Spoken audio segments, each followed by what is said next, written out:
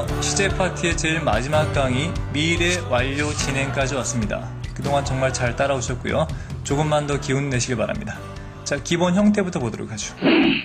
will have plus bin ing. 마찬가지 빈 ing라고 하는 건 뭐뭐 해오던 상태겠죠. 그 상태를 이제는 will have니까 앞으로 가지게 될 거란 얘기입니다. 자, 기준은 미래겠죠.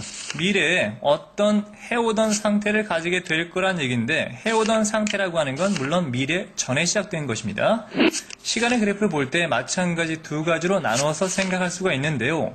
일단 미래 완료 개념이니까 기준은 지금이 아니라 아마 미래 언젠가겠죠. 바로 이때가 기준이 되는데 일단 이때부터 과거로 가서 그때 시작한 일이 쭉 진행을 하다가 미래 전에 끝날 수도 있습니다. 하지만 이게 물론 미래에 영향을 미친다고 했죠. 그래서 이때 이런 상태다. 또한 이때 시작된 일이 쭉 가서 언제까지, 그 미래까지 지속되는 것도 가능하다고 했습니다. 물론 중요한 건 이렇게 동작의 진행이라고 했죠. 정리하면 말이죠. 그 미래 시점 이전에, 바로 이 미래겠죠? 그 이전에 바로 동작의 진행이 계속되고 있을 것임을 앞으로 말입니다. 그걸 강조할 때 미래 완료 진행을 씁니다. 물론 내용상 그렇게 자주 쓰이는 표현은 아닙니다. 마찬가지 예문을 통해서 설명드리겠습니다. 먼저 이 미래 이전에 멈추는 경우겠죠? 자, 예문을 볼까요?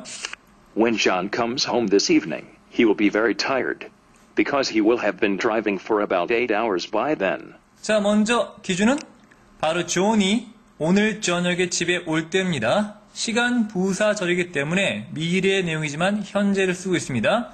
존이 앞으로 저녁에 집에 오게 되면 말입니다. 그는 굉장히 피곤해 있을 거란 얘기예요. 왜? 그가 장장 8시간 동안 운전을 하고 오는 셈이니까 말이야. 그때쯤이면. 그러니까 아마도 저녁에 도착하기 전에 8시간 정도를 운전했기 때문에 저녁이 되면 도착하고 나면 되게 지쳐 있을 거란 얘기겠죠. 차에서 내려서 집에 들어와서 아마 쓰러졌겠죠. 쓰러지겠죠. 미래니까. 자, 이해가 되셨습니까? 그럼 두 번째 볼까요? 자, 미래 그 시점에도 계속 동작이 진행 중일 거란 얘기죠.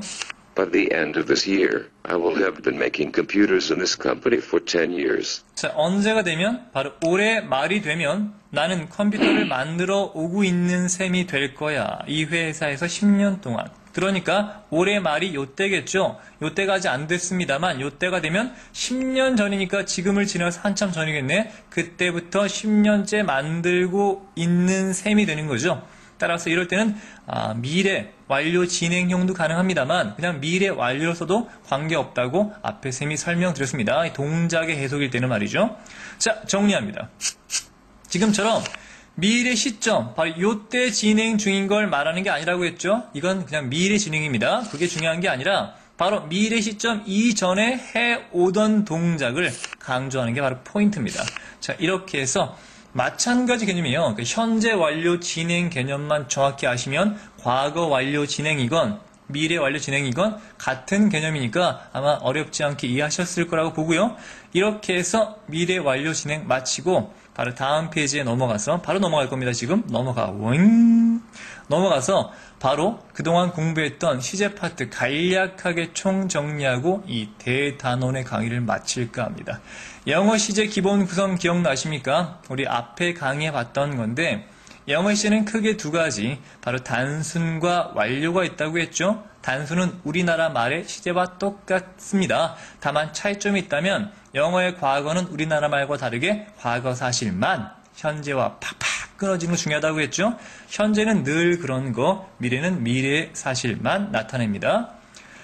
반면에 우리나라에 없는 완료가 중요하다고 했죠. 완료는 현재 완료 개념이 제일 중요한데 현재를 기준으로 과거에 있었던 일이 지금 보니 이런 상태더라 라는 게 제일 중요하다고 했습니다. 물론 과거 완료는 요게 과거로 가고 미래 완료는 요게 미래로 가는 것 뿐입니다. 따라서 각각 단순과 완료를 공부했고요. 거기에 각각 진행형이 있었는데 전부 다 기억나실 겁니다. 특히 진행 시제에서는요. 진행형 불가동사 개념을 잘 기억하시면 좋겠네요.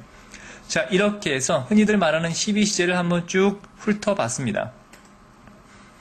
나름대로 애는 썼습니다만 그래도 부족함이 많은 강의였다고 생각합니다. 그럼에도 불구하고 잘 따라와 주신 여러분들께 진심으로 감사드리면서 그럼 다음 강좌에서 뵙도록 하겠습니다. 그동안 수고하셨습니다.